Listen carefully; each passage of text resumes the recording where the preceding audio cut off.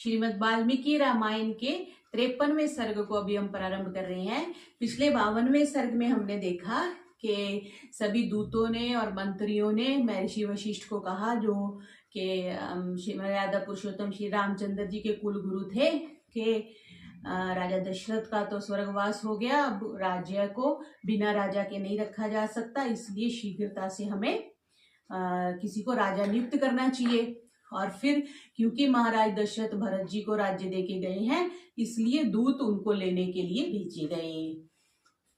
अब आगे 53वां सर्ग प्रारंभ कर रहे हैं। इसमें आ रहा है भरत का दुःस्वप्न। यामेव रात्रिम ते दूताः प्रविशन्ति स्म तां पुरीं भरतेनापि तां रात्रिं स्वप्नो दृष्टो अयं प्रियः। जिस रात्रि में वे दूत उस नगर में प्रविष्ट हुए, उसी रात में भरत ने भी एक अत्यंत अशुभ स्वप्न देखा। वयुष्टामेव तु तां रात्रिं दृष्ट्वा तं स्वपन् अप्रियं पुत्रो राजाधिराजस्य सुभृशं परतप्यतः। रात्रि के अंतिम प्रहर में देखे गए उस स्वप्न का स्मरण कर राजाधिराज दशरथ के पुत्र भरत अत्यंत दुखी हुए। तप्यमानं समाज्याये व्यस्याः प्रियवादिनः आयासं हि विनेष्यन्तः सभायां चक्रे कथः। उन्हें घबराया हुआ देख उनके समवयस्क और प्रियवादी मित्र उनकी उदासीनता दूर करने के लिए सभा में नाना प्रकार की कथाएं कहने लगे। वादयन्ति तथा शान्तिं लासयन्त्यपि चापरे नाटकान्यपरे प्राहुर्हास्यानि विविधानि च। भरत को प्रसन्न करने के लिए उनमें से कोई तो वाद्य बजाने लगे, कोई नाचने लगे और थिरकने लगे, कोई नाट्य करने लगे और कोई हंसाने वाले चुटकुले कहने लगे। स तै महात्मा भरतः सखिभिः प्रियवादिभिः गोष्ठी हास्यानि कुर्वद्भिर्न प्राहर्ष्यत राघवः। भरत के प्रिय चाहने वाले उन मित्रों के द्वारा भरत को प्रसन्न करने के लिए अनेक प्रयत्न किए जाने पर भी भरत जी की उदासी दूर न हो सकी। जैसे कोई बुरा स्वप्न देख लेता तो मन उदास होता है ना, दूसरा जितना मर्जी हंसाने का प्रयत्न करे पर मन में उदासी थी। तम ब्रवीति प्रिय सखो भरतम सखी विवृतम सुहृद भी पर्युपासीनः किम सखे नानुमोदसे। मित्रों के मध्य बैठे हुए भरत के एक अत्यंत अंतरंग मित्र ने पूछा, हे मित्र, हम लोगों के इतना प्रयत्न करने पर भी आप हर्षित क्यों नहीं होते। एवं ब्रुवाणं सुहृदं भरतः प्रत्युवाच तं शिनु त्वं यन्निमित्तं मे दैन्यमेतदुपागतम्। मित्र के इस प्रकार पूछने पर भरत जी ने उत्तर दिया, हे मित्र, मेरे उदास होने का कारण सुनो। स्वप्ने पित्रमद्राक्षं मलिनं मुक्तमूर्धजं पतन्तं अद्रिशिखरात् कलुषे गोमय हृदय। मैंने स्वप्न में अपने पिताजी को मलान मुख, सिर के बाल खोले हुए तथा पर्वत की चोटी से गोबर के गंदे गड्ढे में गिरते हुए देखा है। देखो, पिता थे ना, तो स्वप्न में उनको आ गया। प्लवमानश्च मे दृष्टः स तस्मिन् गोमय दे हृदे पिबनञ्जलिना तैलम हसनपि मुहुर्मुहु। मैंने यह भी देखा है कि वे उस गोबर के तालाब में मेंढक की भांति कूदते हुए बार बार हंसकर और अंजलि भर भर कर तेल पी रहे हैं। क्योंकि महाराज दशरथ के शरीर को तेल के टब में रखा हुआ था ना, तो देखो उनको वही स्वप्न आ रहा है कि तेल में वो तेल को पी रहे हैं। ततस्तिलोदनं भुक्त्वा पुनः पुनरधः शिरः तैलेन अभ्यक्त सर्वांगस् तैलमेव अवगाहत। मैंने यह भी देखा कि तिल मिश्रित भात खाकर बार बार मस्तक नीचे झुकाकर सारे शरीर में तेल लगाकर वे उसी तेल में डूब गए। स्वप्ने अपि सागरं शुष्कं चंद्रं पतितं भुवि उपारुद्धां च जगतिं तमसेव समावृताम्। मैंने दूसरा स्वप्न यह देखा कि समुद्र सूख गया है, चंद्रमा पृथ्वी पर गिर पड़ा है और सारी पृथ्वी पर अंधेरा छाया हुआ है। त्वर्मानश्च धर्मात्मा रक्तमाल्यानुलेपनः रथेन खरयुक्तेन पर्यातो दक्षिणामुखः।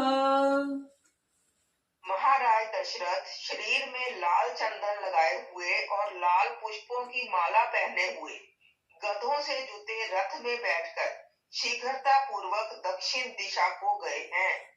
दक्षिण दिशा व पितरों की मानते हैं ना, तो दक्षिण दिशा में गए हैं।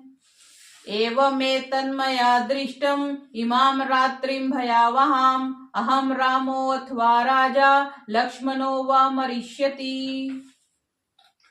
इस प्रकार का जो भयानक स्वप्न मैंने रात्रि में देखा है, उससे यह निश्चय बोध होता है कि मेरी राम, महाराज दशरथ अथवा लक्ष्मण की मृत्यु होगी।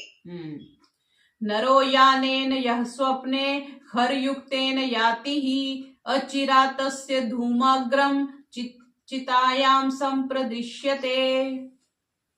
जो मनुष्य स्वप्न में गधे जुते हुए रथ पर सवार होकर यात्रा करता है, थोड़े ही दिनों में उसकी चिता से धुआं निकलता दिखाई देता है। एतन्निमित्त दीनोऽहं तन्नः वा प्रतिपूजये शुष्यतीव च मे कंठो न स्वस्थमिव मे मनः। इसी कारण मैं दुखी हूँ, इसी कारण मुझे आप लोगों की बातें अच्छी नहीं लगती। मेरा गला सूखा जा रहा है और मेरा मन अस्वस्थ हो रहा है। मन अस्वस्थ तो बाहर की कोई भी चीजें रोचक नहीं लगती। अब आगे 54वें सर्ग में भरत का अयोध्या के लिए प्रस्थान। भरते ब्रुवती स्वप्नम दूतास्ते क्लांत वाहनः प्रविश्य सहि परिखम रम्यम राजगृहं पुरम्। भरत अपने इष्ट मित्रों से स्वप्न की बात कह ही रहे थे कि इतने में थके मादे अयोध्या के दूत दुर्लंघ्य परिखा अर्थात खाई वाले रमणीय राजगृह नामक पुर में प्रविष्ट हुए। पुर का मतलब महल, या अभी आजकल जैसे पुर कह देते हैं, सुल्तानपुर, हस्तिनापुर, तो वो पुर में प्रविष्ट हुए। पुरी, शरीर को भी तो पुरी कहते हैं ना, अष्ट चक्रा नवद्वारा, उसमें भी पुरी अयोध्या। तो पुरी का मतलब कोई स्थान, जैसे बंद कमरा कह लो, महल कह लो, नगर कह लो, ऐसे। समागम्य च राज्या च राजपुत्रेण च अर्चितः राज्यः पादो गृहीत्वा तूतमूचुर्भरतं वचः।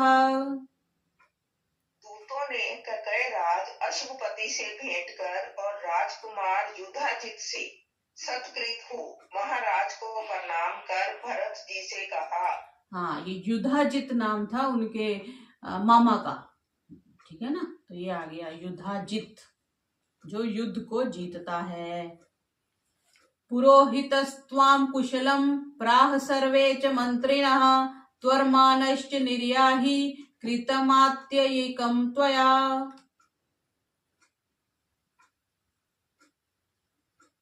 पुरोहित, वशिष्ठ और सभी मंत्रियों ने आपकी कुशलता पूछी है और कहा है कि तुम शीघ्र अयोध्या चले आओ। यहाँ एक अत्यंत आवश्यक कार्य उपस्थित हुआ है। इमानि च महाहार्नि वस्त्राण्यभरणानि च प्रतिगृहे विशालाक्ष मातुलस्य च दापय। हे विशालाक्ष, ये महामूल्यवान वस्त्र और आभूषण उन लोगों ने भेजे हैं, इन्हें आप अपने मामा जी को दे दीजिए। प्रतिगृहे तु तत्सर्वं स्वनुरक्तः सुहृर्जने दूतानुवाच भरतः कामैः सम्प्रति पूज्यतान्। भरत ने उन संपूर्ण वस्तुओं को लेकर बड़े प्रेम के साथ वे वस्त्र आभूषण अपने नाना और मामा को दिए। तदंतर दूतों का जलपान आदि से सत्कार कर भरत जी ने उनसे पूछा, कच्चित सुकुशली राजा पिता दशरथो मम कच्चिच्चरा रोगतारा में लक्ष्मणे च महात्मनि। मेरे पिता महाराज दशरथ कुशल पूर्वक तो हैं, महात्मा राम और लक्ष्मण स्वस्थ और अनंत तो हैं। आर्या च धर्मनिरता धर्मज्ञा धर्मदर्शिनी अरोगा चापि कौसल्या माता रामस्य धीमतः। धर्म अनुष्ठानों में रत, धर्मज्ञा, धर्म उपदेश करने वाली आर्या, उदारशिला, बुद्धिमान श्री राम की माता कौसल्या निरोग तो है। हाँ, उनके लिए क्या शब्द जुड़े? धर्म अनुष्ठानों में रत, धर्मज्ञा, धर्म की आज्ञा को मानने वाली, धर्म उपदेश करने वाली आर्या, उदारशीला, बुद्धिमान श्री राम की माता कौशल्या। सबसे पहले दशरथ जी, राम जी और लक्ष्मण जी के बाद कौशल्या जी का हाल भरत जी ने पूछा।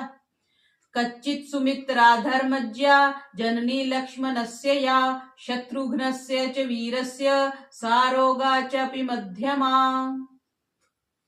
धर्म के मर्म को समझने वाली वीर लक्ष्मण और शत्रुघ्न की माता मध्यमा रानी सुमित्रा कुशल पूर्वक तो है।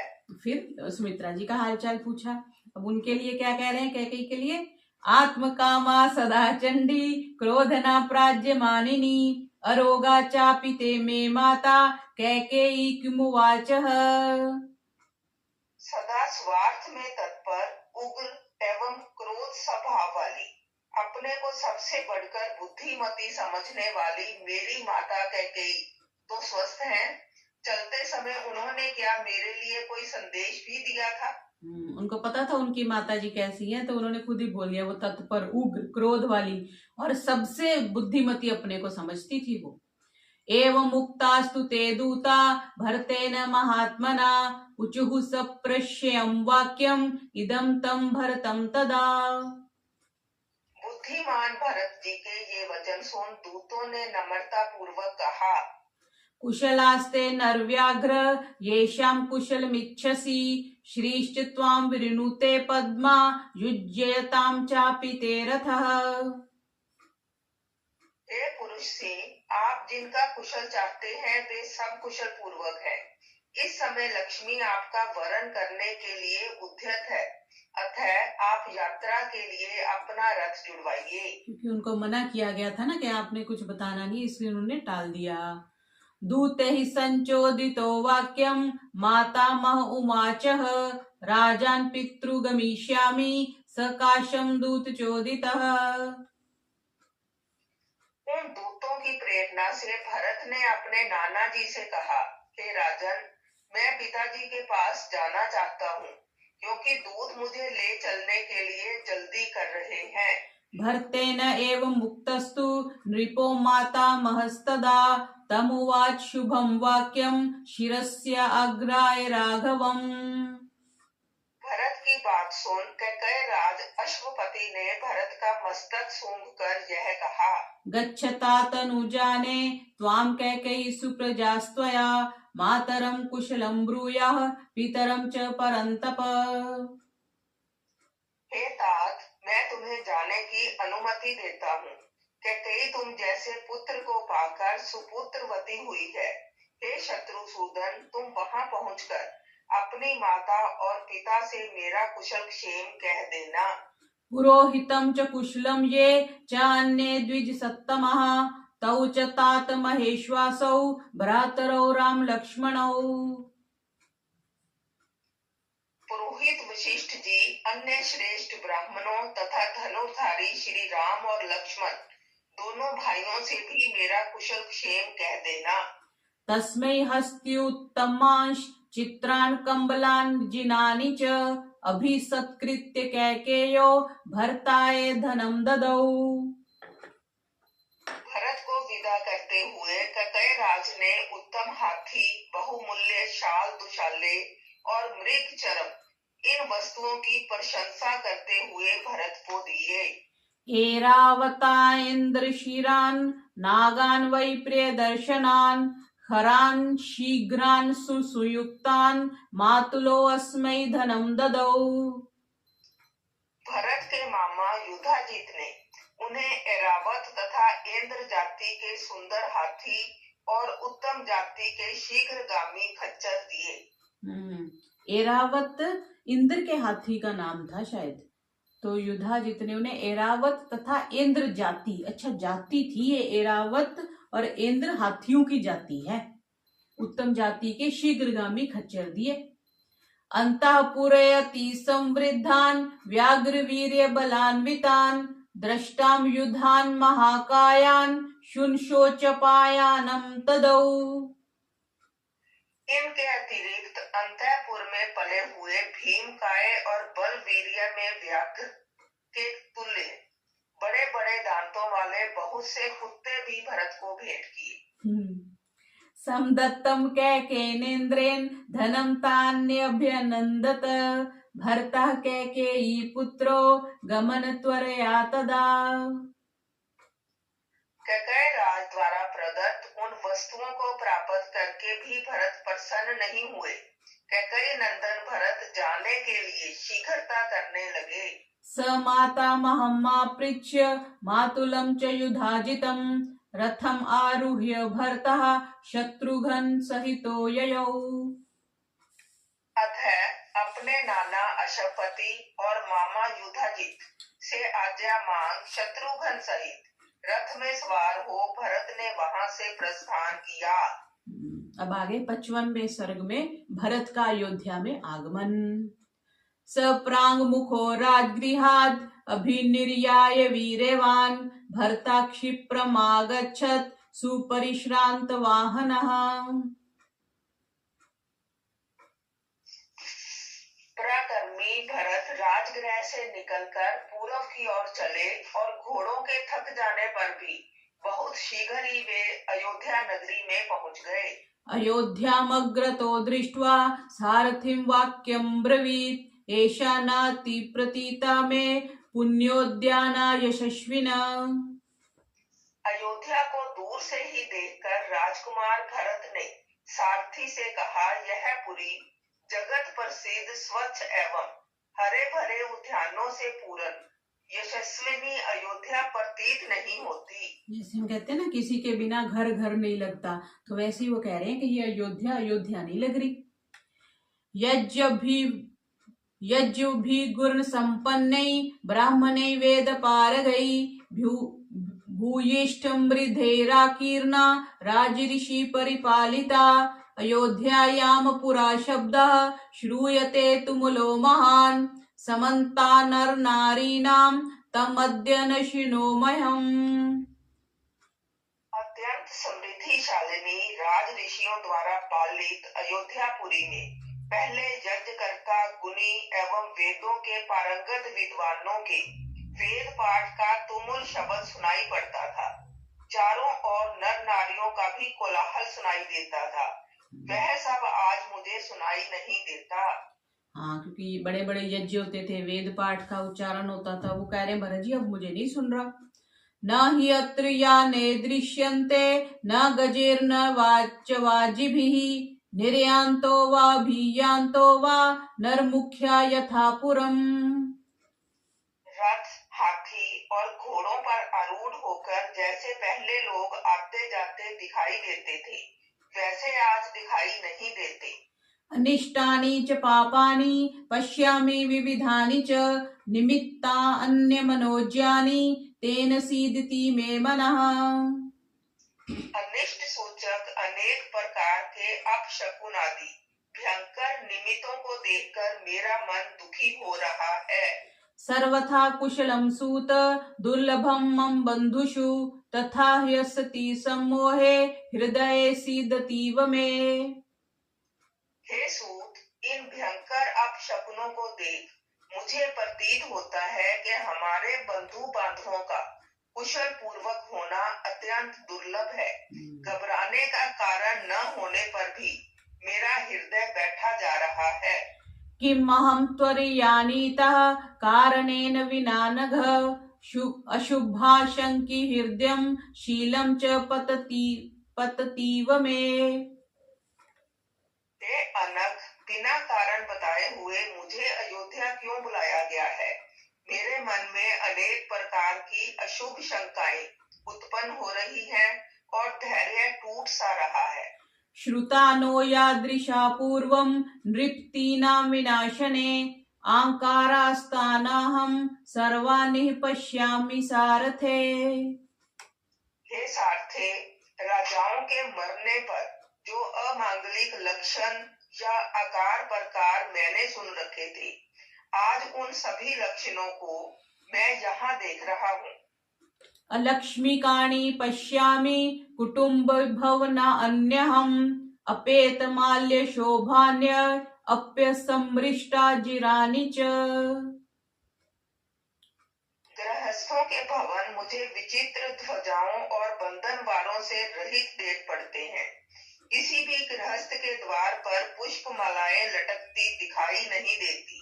सब घरों के आंगन बिना झाड़े बुहारे पड़े हैं।